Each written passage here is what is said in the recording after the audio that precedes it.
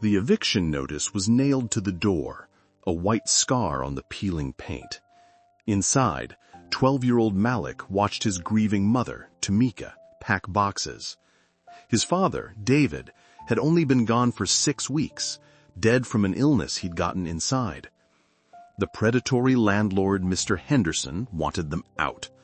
He'd tripled the rent, claiming David's death voided the lease. Now, he was standing on the porch with a sheriff's deputy, a cruel smirk on his face, ready to throw them onto the street. Tamika was crying, begging for just one more day.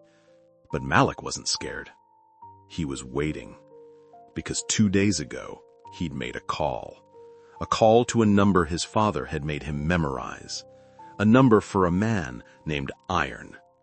His father had told him, if you are ever in trouble that a cop can't fix, you call this number. These men, they were my family inside. They made a promise. They will come. The landlord laughed as the deputy stepped forward. Then, the sound began, a low, deep rumble. It wasn't thunder. It was the sound of 15 heavy-duty work trucks, all turning onto their small street at the exact same time. Welcome back to Black Lives Story, where we tell the stories that must be told. That hook is just the beginning.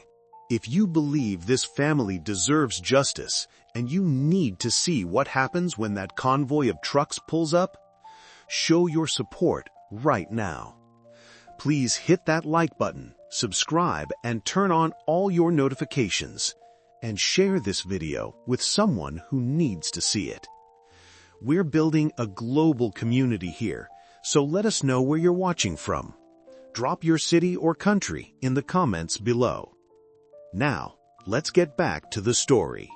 The silence in apartment 3B was a living thing. It was heavy, and it smelled like cardboard boxes and old coffee. For 6 weeks, this silence had been the only guest. 6 weeks since David, the man whose laughter used to shake the thin walls, had been buried. 6 weeks of his wife, Tamika, sitting on the edge of a bed that was too big, her hands clutching a worn, gray sweater that still smelled like him. Her 12-year-old son, Malik, watched her from the doorway. He was a boy, but he was trying with all his might not to be. He was trying to be the man of the house. He was the one who made the toast in the morning, often burnt. He was the one who reminded her to drink water. He was the one who fielded the calls from the collection agencies, his voice cracking as he tried to sound adult, saying she's not available, just like his dad had taught him. David. He was their rock. A good man.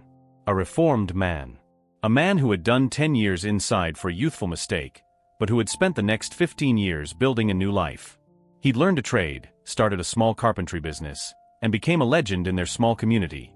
The man who would fix a neighbor's porch for free, the man who stayed late to mentor the kids who were heading down the same wrong path he had. Then, a sudden, aggressive illness, the kind that starts in the lungs from old toxins, had taken him in 6 weeks. It was a brutal, unfair theft. And it had left Tamika and Malik not just grieving, but vulnerable. It wasn't a knock. It was a summons. Tamika flinched, pulling David's sweater tighter. Malik, his small shoulders tensing, went to the door and stood on his toes to look through the peephole. His stomach dropped. "It's him," he whispered. "It's Mr. Henderson." The landlord. A man who had always looked at David with suspicion, but who had been forced to be polite because David paid the rent on time, every month in cash. Now, David was gone. "Open up, Tamika." A reedy, impatient voice yelled through the thin wood. "I know you're in there. I'm not running a charity." Tamika quickly wiped her eyes, stood, and opened the door. Mr. Henderson stood in the hallway, a weasel of a man in a cheap suit, holding a clipboard. He didn't look at Tamika's red, swollen eyes. He looked past her, his greedy gaze sweeping the apartment, taking in the packing boxes. "Oh good," he said with a cruel, thin smile. "You're already packing. Saves us both some trouble." Tamika was confused. What do you mean?" "Mr. Henderson, I just need a little more time. With the funeral costs, I'm late, I know, but I'll have the rent by the 1st. "Oh no. Henderson said, letting out a small, wet laugh. He waved a paper in his hand. "We're not talking about late rent, Tamika. We're talking about a voided lease. Voided. Tamika's voice was a shocked whisper. Of course, he said, tapping his clipboard like a professor. The lease was in your husband's name. David. A convicted felon, I might add. Very risky of me to even rent to him. But now he's gone. So the lease is void. The apartment reverts to me. But this is my home, Tamika pleaded, her voice breaking. Me and Malik. We have nowhere else to go. David lived here for 10 years. Yes, and a sad story it is, Henderson said, his eyes devoid of all empathy. He was already mentally renovating the unit, calculating how much he could get from new tenants. But business is business. The neighborhood's improving. I can get double for this unit. So I need you out. How long? She whispered, clutching the door frame. He took a white envelope and used a small hammer and nail he'd brought with him to nail it hard to the door. 24 hours. 24 hours? Malik shouted, his voice cracking, stepping out from behind his mother. You can't do that. That's illegal. Henderson looked down at Malik, his smile fading into a sneer. Illegal? Is it? You going to call a cop, boy? Your father's friends gonna come help you? I don't think so. The law is on my side. This is my property. He turned back to Tamika. 24 hours. That's noon tomorrow. If your things aren't on the curb by then, the sheriff will put them there. Have a blessed day. He turned and walked away, whistling. The door closed. Tamika's legs gave out. She slid down the wall, and for the first time since the funeral, she didn't just cry. She sobbed. A raw, animal wail of a woman who had just lost her husband, and was now losing her home. He can't. She choked out. Oh, David, what am I going to do? What am I going to do? Malik stood there, his small hands clenched into fists, his heart a hot, angry stone in his chest. He watched his mother, the strongest woman he knew, completely broken. He was 12. And he was terrified. But then, he remembered. He remembered the promise. A memory, sharp and clear. 3 months ago. His dad was in the hospice bed, the illness having stolen his weight, but not his power. David had waved Tamika out of the room. He'd looked at Malik, his eyes still fierce. Come here, son, he'd rasped. I'm not going to be here. You're going to have to be the man for your mother. I can, Dad, Malik said, trying to be brave. I know, David smiled, a shadow of his old grin. But the world, it's not kind, Malik. It's not kind to us. And sometimes, the law isn't the same as justice. Sometimes, the men with badges can't, or won't, fix what's broken. He'd grabbed Malik's hand. I have a family, son. A family you've never met. The men who, they were with me inside. 15 of them. We made a vow. A sacred promise. We called it the Cell Block Compact. We got out, we got clean, and we protect our own. He'd made Malik pull out his phone. Put this number in. Don't save a name. Just memorize it. The man who answers. His name is Iron. You only call this number if you are in a trouble that a cop or a lawyer can't fix. You hear me? Yes, sir.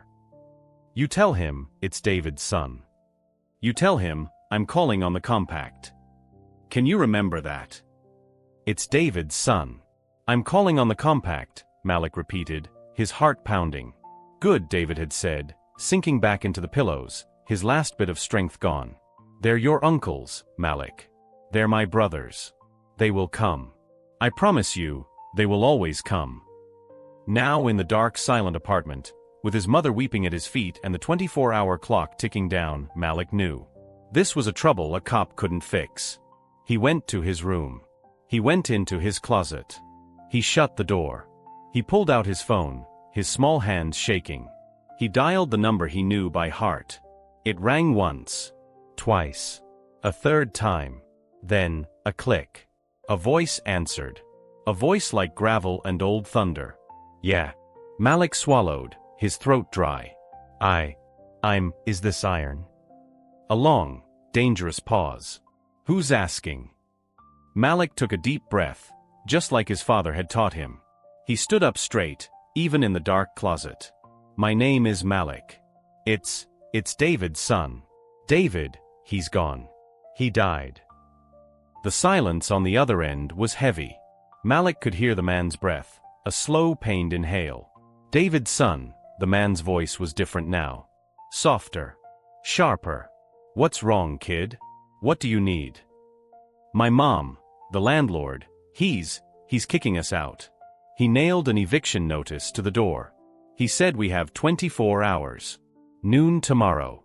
My mom, we have nowhere to go." "Noon tomorrow," Iron repeated, not as a question, but as a calculation.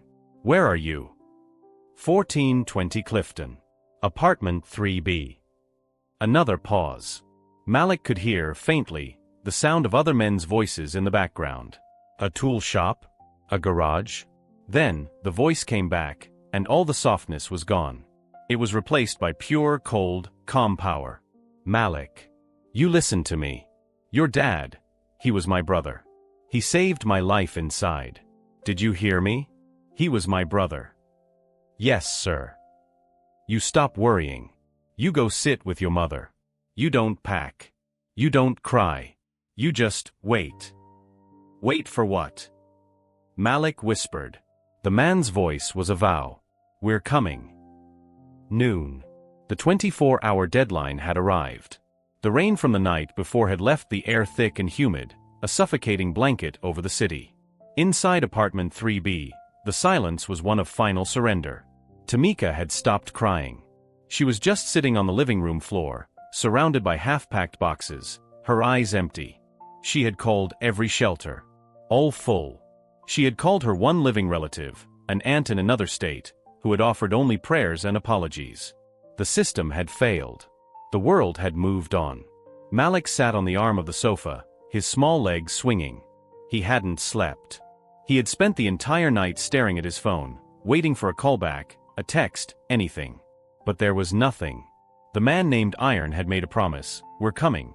But as the clock on the wall crept toward noon, Malik's 12-year-old heart was hardening with a cold, adult truth. Grown-ups always leave. First his father. Now it seemed his father's family too. He had failed. His one desperate call hadn't worked. "Sheriff's Department." A new voice boomed. "Open up." Tamika flinched, a small pained sound. Malik slid off the sofa and opened the door. Mr. Henderson, the landlord, stood there, his weasel-like face lit with a triumphant, sickening glee. Beside him stood a sheriff's deputy, a tall, impassive man in a brown uniform. The deputy's hand rested on his belt, his expression bored. To him, this was just another Tuesday. Another eviction. Another set of sad, broken people. "It's 12:03 p.m., Tamika," Henderson said, brushing past Malik into the apartment. "Time's up. As you can see, I have a lawful officer of the court here to oversee your removal." "Please," Tamika whispered, rising to her feet. "Please just a few more days. I'll be out. I promise. Just not today. Please." The deputy sighed, his hand moving from his belt to his notepad. "Ma'am, we have a lawful order. I'm not here to debate. I'm here to keep the peace while you remove your belongings to the curb. If you refuse, we'll remove them for you." But this isn't legal." Malik's voice cracked, high and desperate. "You can't just throw us out." Henderson laughed. "Heard that one before, kid. The judge says otherwise. Now, I'll be charging you for the deputy's time and for the cleanup. Start moving, Tamika, or he will." The deputy took a step toward the sofa, his hands ready to lift. This was it. The end. Malik looked at his mother, her face a mask of pale, defeated horror. The deputy paused. He cocked his head. "The hell is that? Freeway traffic." Henderson, annoyed by the interruption, walked to the window. Probably just construction. "Now about this couch." But the sound wasn't passing. It was growing. It was a low, deep guttural roar that seemed to shake the very foundation of the building. It was the sound of heavy, powerful engines. Not one or two, but many. The sound grew from a rumble to a roar, and it wasn't on the freeway. It was on their street. It was stopping. Malik, his heart suddenly a hummingbird in his chest, sprinted to the window, shoving past the landlord. He looked down at Clifton Street. His jaw dropped. It wasn't a police car. It wasn't a fire truck. It was a convoy. One by one, a fleet of heavy-duty work trucks, Ford F-250s, beaten-up Chevy Silverados, old, powerful Dodge Rams, was pulling up to the curb, parking in a perfect, uniform, military line. They filled every available space, double parking, blocking the street, a 15-vehicle wall of steel and diesel. On the side of the trucks, logos were painted in bold, professional letters: Irons General Contracting, Sparky's Electrical Solutions, Flow-Right Plumbing, Hammer Time Roofing. What in God's name? The deputy whispered, moving to the window beside Malik. Henderson's face was white. Who are these people? This is a private road. They can't park here. Then, the truck doors opened. All 15 of them. At the exact same time. The sound of 15 heavy truck doors slamming shut in unison echoed down the street like a single deafening gunshot. 15 men. 15 large, intimidating, black men, got out. They were not bikers. They were not thugs. They were workers. They wore steel-toed work boots. They wore Carhartt jackets and Dickies, stained with paint and plaster. Some had heavy tool belts slung low on their hips. They were all in their 40s and 50s, built not like bodybuilders, but like men who worked with their hands, thick shoulders, powerful forearms, and faces carved with the hard lines of a life that had not been easy. They were a silent, 15-man army of blue-collar power. They didn't look at the deputy. They didn't look at the landlord. They just gathered on the sidewalk, a wall of silent, powerful masculinity. This is harassment. Henderson stammered, his bravado gone. He looked at the deputy. Officer. Do something. This is intimidation. The deputy, for the first time, looked uncertain. He was one man. And these were 15 men who looked like they built, and tore down, buildings for a living. One man stepped forward from the group. He was in his 50s, his head shaved, his beard thick and gray. He was the biggest of them all, a man who truly lived up to his name. Iron. He didn't run. He walked. He walked up the cracked pathway, up the sagging porch steps. He walked right past the sputtering landlord. He walked right past the nervous deputy. He stopped at the doorway, filling it, blocking out the sun. He looked past Tamika's shocked, terrified face. His eyes, hard as stone, found Malik. "You're David's son," he said. It wasn't a question. It was a confirmation. Malik, his voice trembling, could only nod. Iron's gaze then shifted to Tamika. And all the hardness in his face, all the anger, it just melted. His eyes softened. He saw her. He saw the grief. He saw the fear. He saw his brother's wife. "Ma'am," he said, and his voice was the rumble from the trucks, a sound of deep, profound power. "My name is Iron. David, he was my brother. We are his family." Tamika's hand flew to her mouth, a sob, this time of hope, catching in her throat. Iron looked back at the 14 men standing on the lawn, all watching him, waiting for the order. He looked back at Tamika. "We're here to help. We're here to help." The words hung in the stale, humid air of the apartment doorway. Mr. Henderson, the landlord, stared at Iron. He looked at this massive 250-pound black man.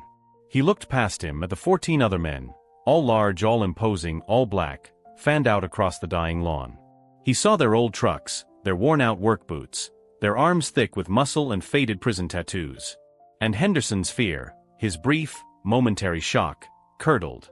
It curdled into the one emotion he was truly comfortable with, contempt. He let out a laugh. It wasn't a real laugh. It was a short, ugly, rattling sound, like dry leaves scraping pavement. "Help," he repeated, his weasel-like face twisting into a sneer. "You're here to help." He stepped back, his courage returning, puffing himself up. "I know exactly who you are. David told me all about his family. The cell block family, right?" He spat the words like a curse. "A bunch of ex-cons. A pack of jailbirds. You're not family, you're a gang. And you're trespassing." He turned, his voice suddenly shifting, becoming high-pitched and panicked, a performance for the deputy. Deputy! Deputy, are you seeing this? He cried, pointing a shaky finger at Iron. This is a gang. They've blocked the entire street with their trucks. They're intimidating me. This is a home invasion. They're trying to assault me. Arrest them. Arrest all of them. The deputy, who had been frozen by the sudden arrival of the 15 men, was now snapped back to his reality. He saw his lawful eviction being obstructed. He saw a gang of ex-cons. He saw a threat. His hand, which had been resting on his notepad, moved down. Slowly. Deliberately. It came to rest on the hard black plastic grip of his holstered weapon. "Sir," the deputy said, his voice flat, his eyes cold. He wasn't talking to Henderson. He was talking to Iron. "This is a lawful court-ordered eviction. You are interfering with a peace officer in the performance of his duties. You are trespassing on private property. I am going to have to ask you and your men to leave." He paused, his thumb stroking the holster. Now. The 14 men on the lawn tensed. One of them, a tall man with a hammer loop on his pants, clenched his fists. Another, Sparky, took a half-step forward. Iron didn't flinch. He didn't look at the deputy. He didn't look at the hand on the gun. He kept his eyes locked on Tamika, who was watching him, her face pale with a new, different kind of fear. She wasn't just afraid of being homeless anymore.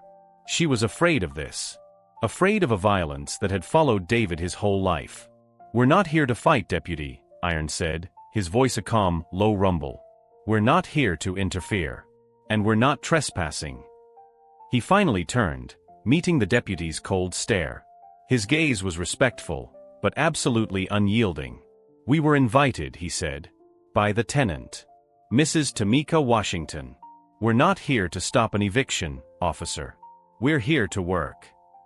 Iron turned, gesturing with an open, non-threatening hand to the men on the lawn. "You see that tall man over there? That's Hammer. He's the best roofer in the county. The man next to him, Sparky? He's a master electrician. That's Flo, he's a plumber.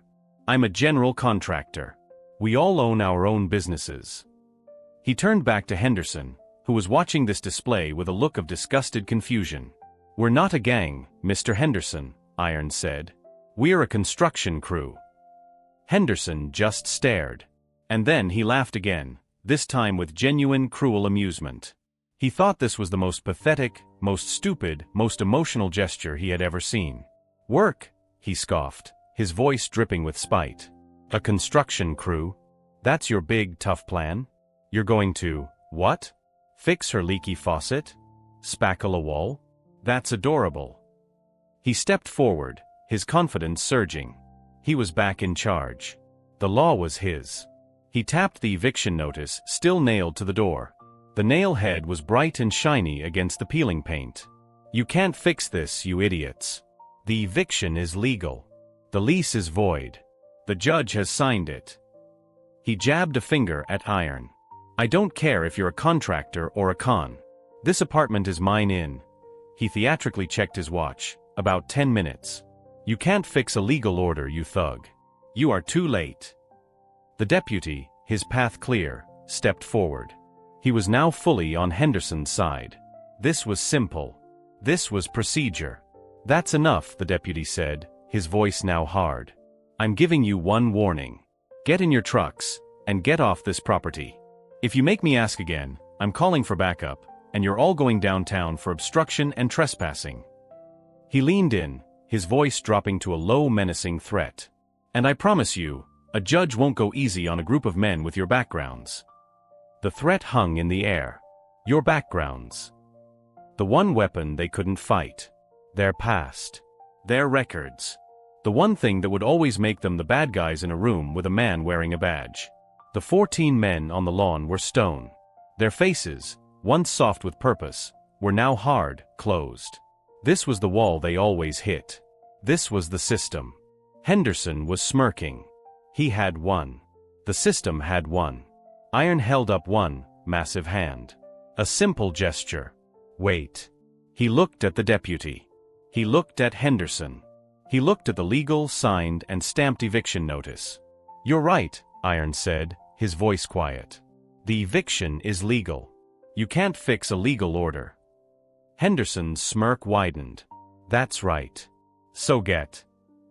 But, Iron continued, his voice cutting through the landlord's, you can fix the reason for the eviction.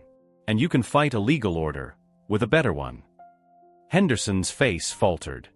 What are you talking about? Iron turned his head slightly, back toward the sidewalk. A 16th man had just gotten out of an old beaten-up Toyota sedan. He was a small, thin man, wearing a cheap, wrinkled suit and glasses so thick they magnified his eyes. He was carrying a briefcase so old the leather was cracked, and so full of papers it wouldn't close. That, Iron said, a small proud smile touching his lips, is books. He was our librarian, inside. He's also the best damn paralegal in the state. The man in the suit walked up, pushed his glasses up his nose, and stepped right between Iron and the deputy. He didn't look at either of them. He just opened his briefcase. The standoff was over. The battle had just begun. The deputy's threat hung in the air, thick and poisonous. A judge won't go easy on a group of men with your backgrounds. Henderson's smirk was a mask of pure, triumphant cruelty. He had them. He had the badge. He had the law. He had the system.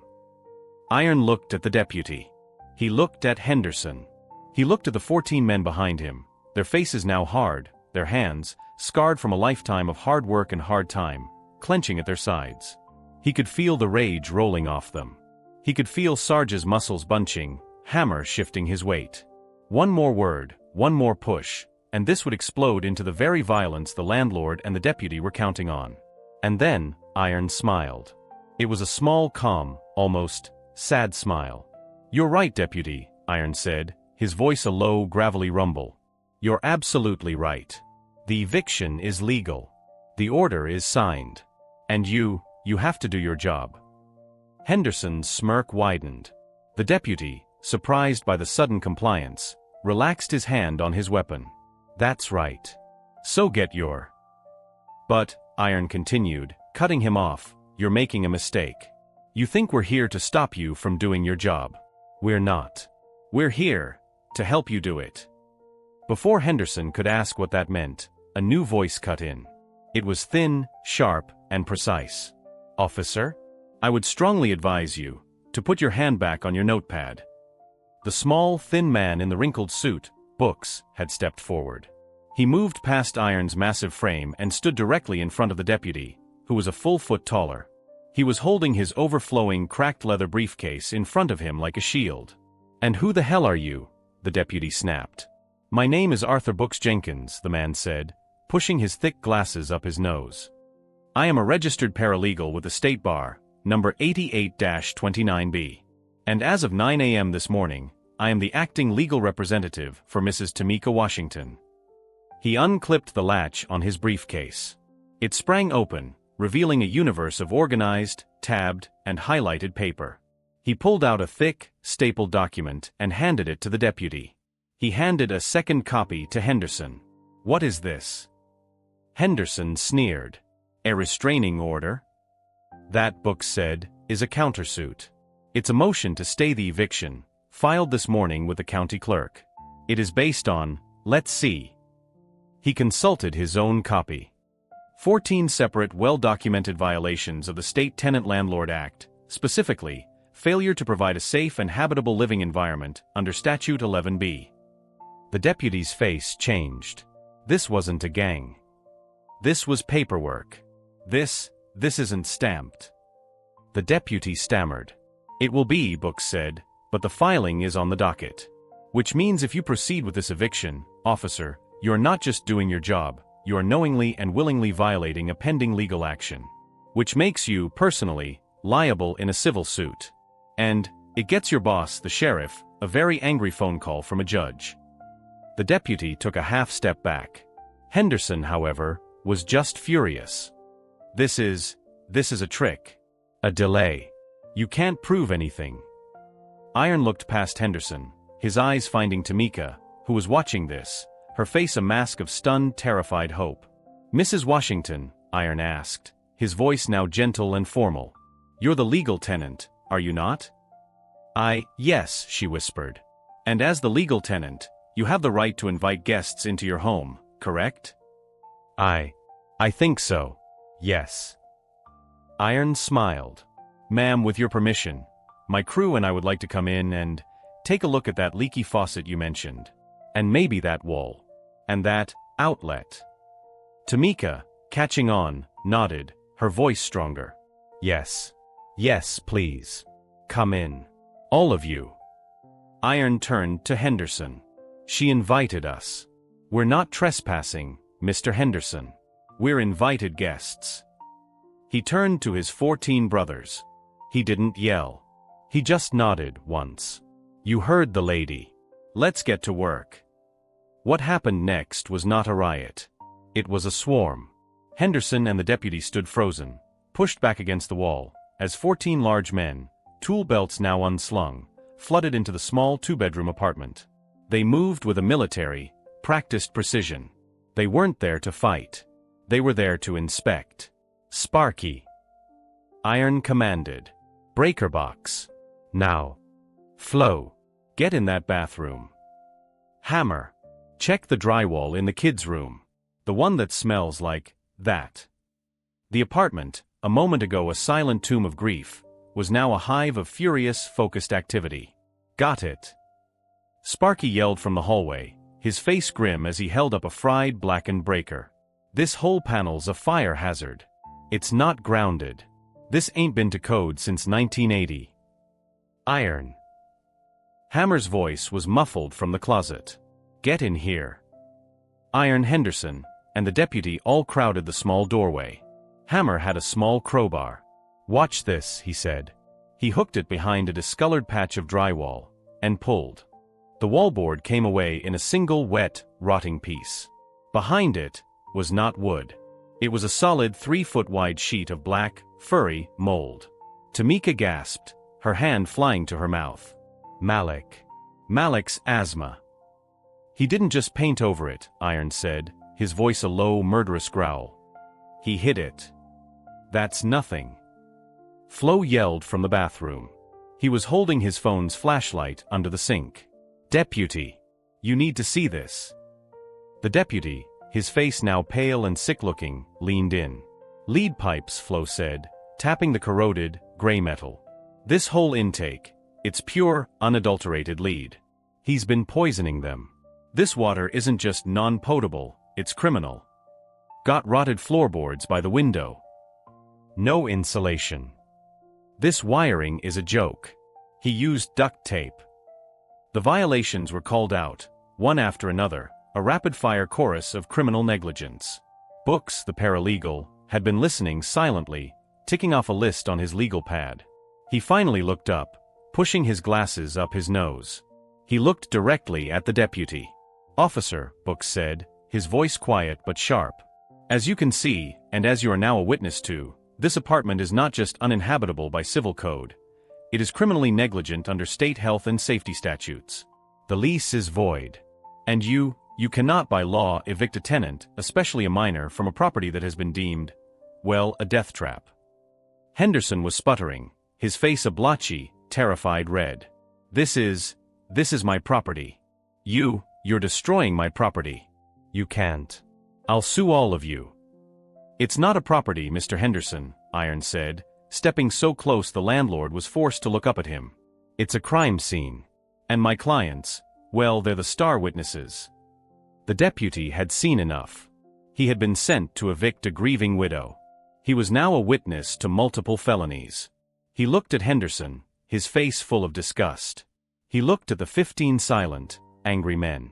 He looked at the legal papers. He made his choice. He holstered his weapon.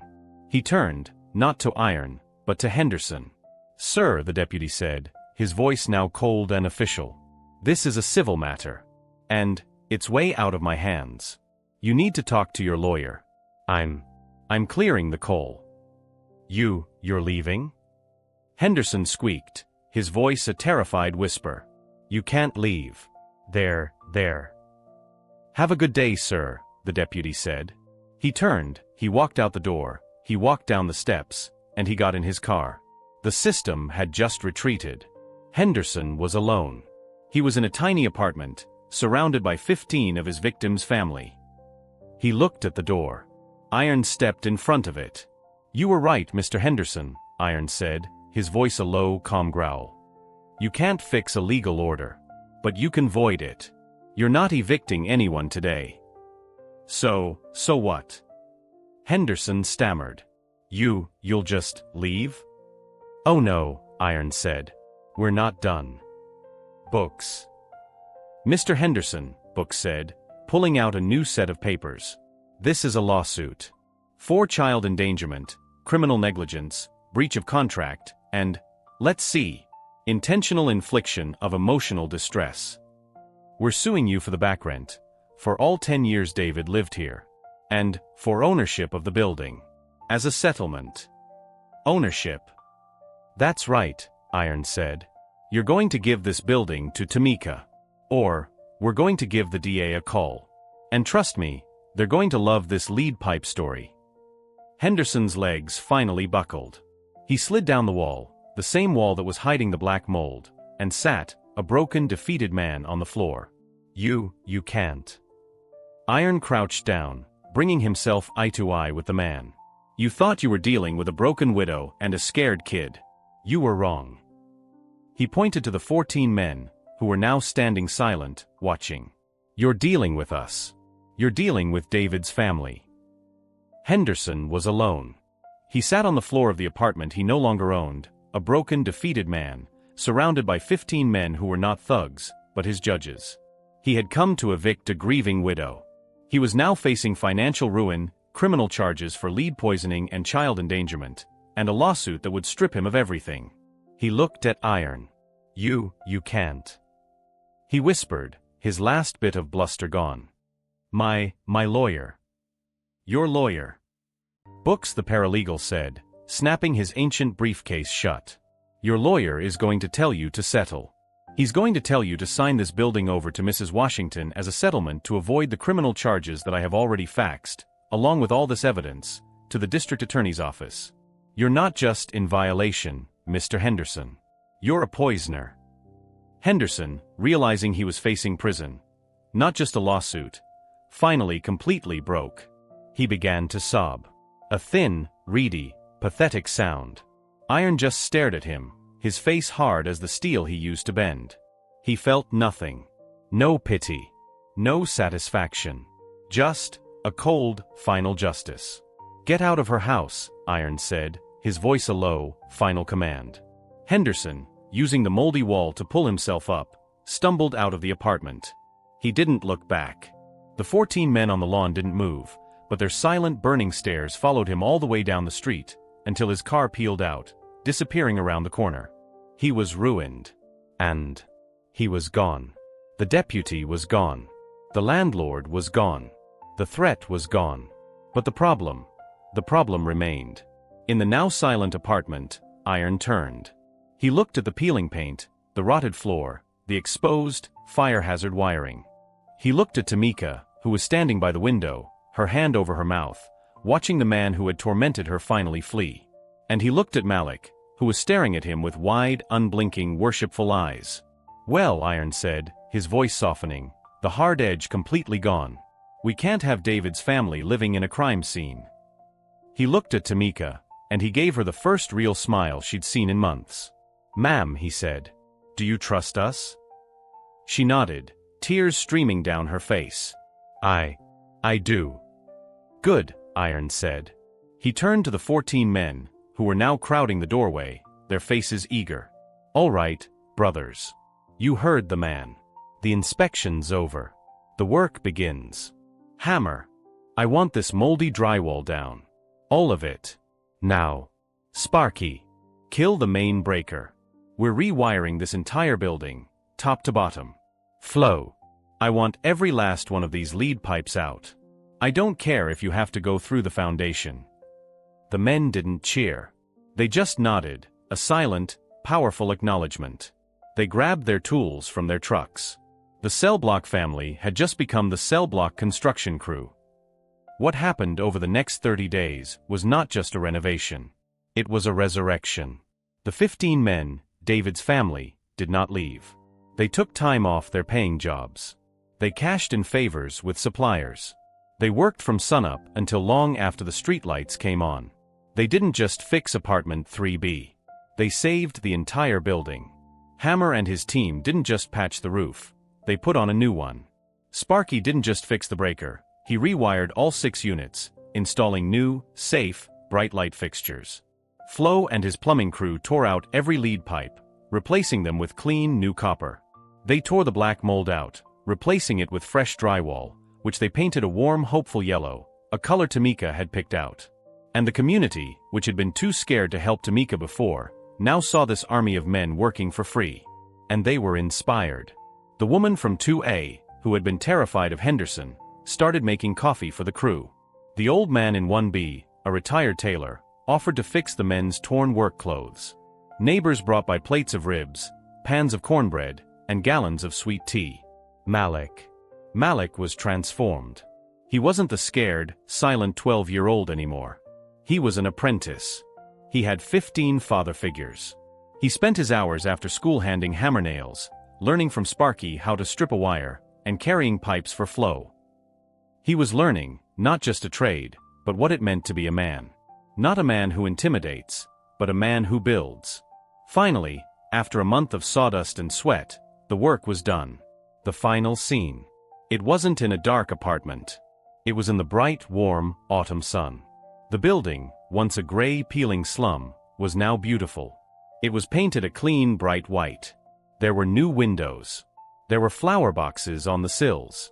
And in the front yard, which had once been just dirt and weeds, there was a barbecue. Iron, a kiss the cook apron tied by Malik around his massive frame, was at a huge grill, flipping burgers. Sparky and Hammer were tossing a football with Malik, who was laughing, a real loud, joyous kid's laugh that his mother hadn't heard in over a year. Tamika was at a picnic table, not crying, but smiling, her face full of life, surrounded by the other tenants of the building. Books, the paralegal, sat down next to Iron, holding a paper plate. "You know," Books said, looking at the scene, "we did good here, brother." Iron nodded, flipping a burger. David would be proud. "Yeah, he would," Books said. He got quiet for a second. "You know, there are other Hendersons out there. A lot of them. And a lot of other Tamikas." Iron stopped grilling. He looked over at his crew. This powerful, skilled, loyal family of reformed men. He saw what they had done. He saw what they could do. He smiled.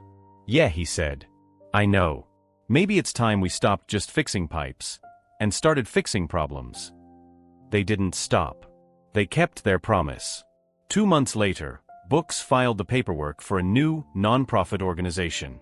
They called it the Reformed Writers Construction, a community group dedicated to using their trade skills to fight predatory landlords, renovate uninhabitable homes, and protect the families that the system had written off.